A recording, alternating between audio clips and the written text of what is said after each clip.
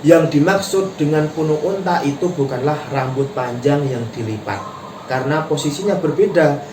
Kalau rambut panjang itu di belakang kepala, tapi kalau punuk unta itu di atas gini ya, di atas kepala, jadi menjulang tinggi gitu. Itu pun bukan rambut asli. Punuk unta adalah rambut palsu, rambut buatan, atau kain, tambahan kain atau sorban yang memang dibuat direkayasa supaya kelihatan menjulang tinggi. Itu bukan rambut asli. Jadi yang menjulang tinggi itu adalah rambut palsu, rambut tambahan, kain tambahan atau sorban tambahan supaya dibuat sedemikian rupa supaya bisa menjulang tinggi seperti punuk unta.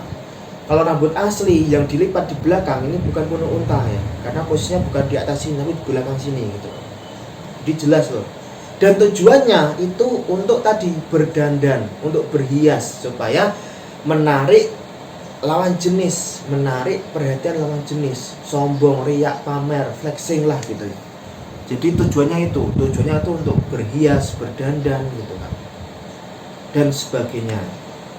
Bukan tujuannya untuk supaya rambutnya tertutup, tapi memang tujuannya untuk tadi berhias, berdandan supaya menarik perhatian lawan jenis gitu.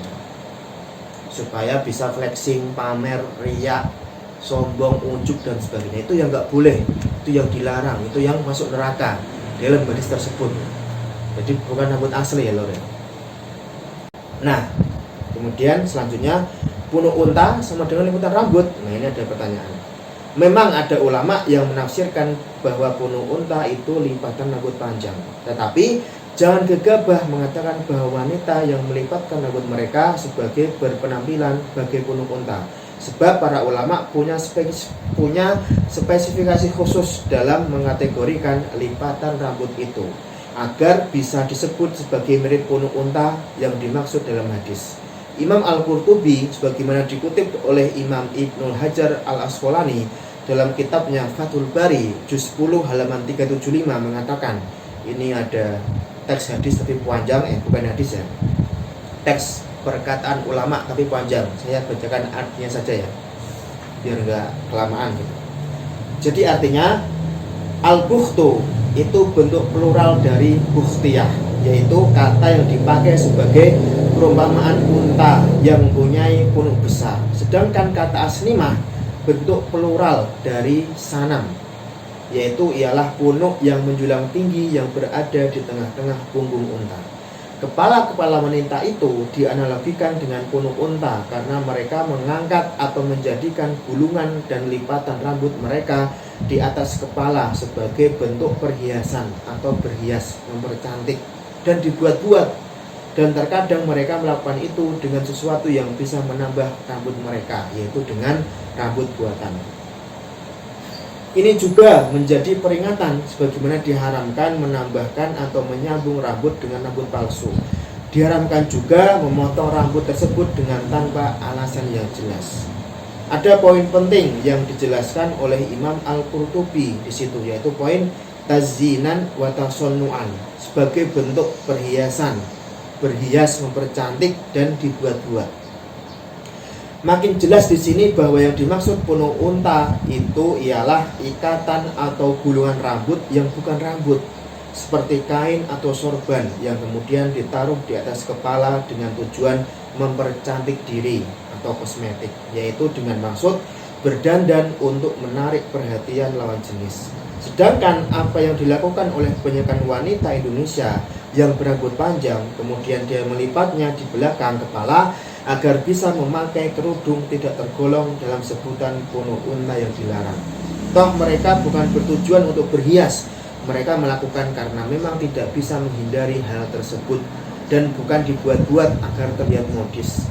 Dan juga lipatan rambut itu tidak diletakkan di atas kepala seperti punuk unta, melainkan di belakang kepala.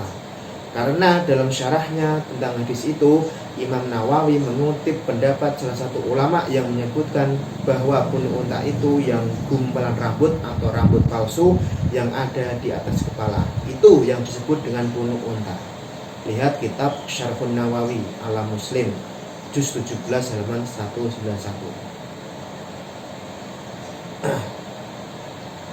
Jadi ini penegasan loh Imam Al-Qurtubi yang mengatakan sebagaimana dikutip oleh Imam Ibnu Hajar Al-Asqalani dalam kitabnya Fathul Bari, itu menjelaskan bahwasanya yang dimaksud dengan punuk unta itu bukanlah rambut panjang yang dilipat, karena posisinya berbeda.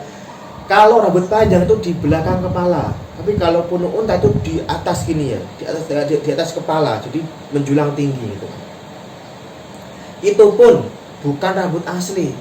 Punuk unta adalah rambut palsu, rambut buatan, atau kain, tambahan kain atau sorban yang memang dibuat direkayasa supaya kelihatan menjulang tinggi. Itu bukan rambut asli. Jadi yang menjulang tinggi itu adalah rambut palsu, rambut tambahan, kain tambahan atau sorban tambahan, supaya dibuat sedemikian rupa supaya bisa menjulang tinggi seperti punuk unta. Kalau rambut asli yang dilipat di belakang ini bukan punuk unta ya, karena posisinya bukan di atas sini tapi di belakang sini gitu. Jadi jelas loh. Dan tujuannya itu untuk tadi berdandan, untuk berhias, supaya menarik lawan jenis, menarik perhatian lawan jenis, sombong, riak, pamer, flexing lah gitu ya. Jadi tujuannya itu untuk berhias, berdandan gitu kan, dan sebagainya. Bukan tujuannya untuk supaya rambutnya tertutup, tapi memang tujuannya untuk tadi berhias, berdandan, supaya menarik perhatian lawan jenis gitu.